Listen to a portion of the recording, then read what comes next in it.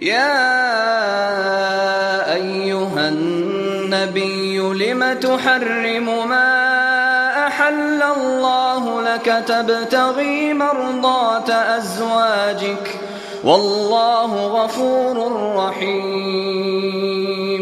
قد فرض الله لكم تحلة أيمانكم والله مولاكم وهو العليم الحكيم.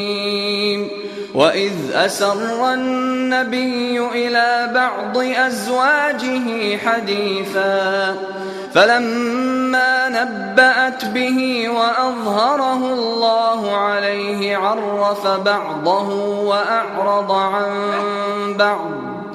فلما نبأها به قالت من أنبأك هذا؟ قال نبأني العليم الخبير.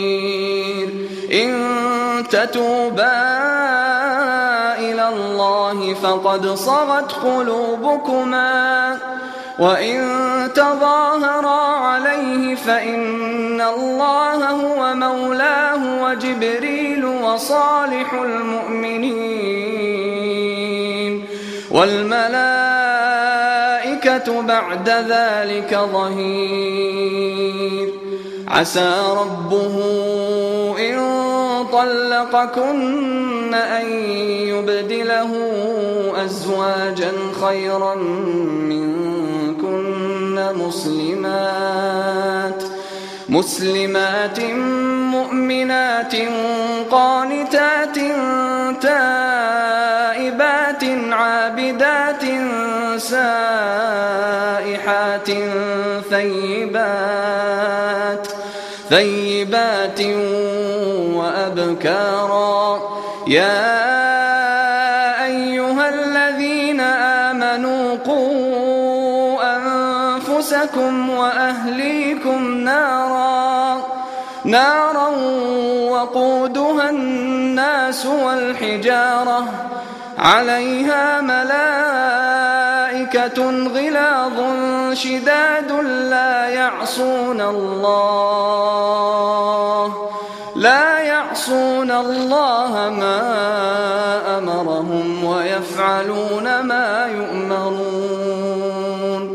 يا أيها الذين كفروا لا تعتذروا اليوم إنما تجزون ما كنتم تعملون. يا أيها الذين آمنوا توبوا إلى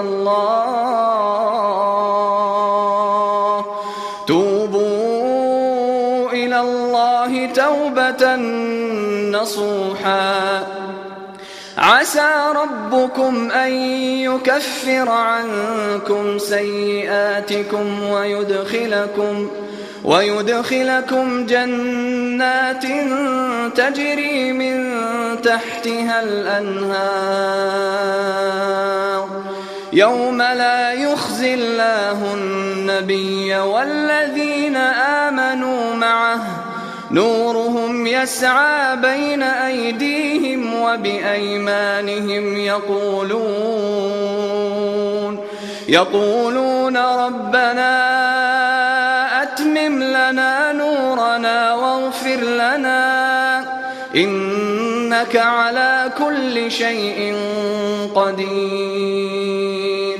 يا أيها النبي جاهد الكفار والمنافقين واغلظ عليهم ومأواهم جهنم وبئس المصير.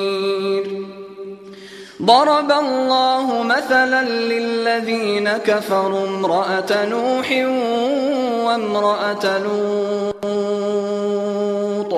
كانتا تحت عبدين من عبادنا صالحين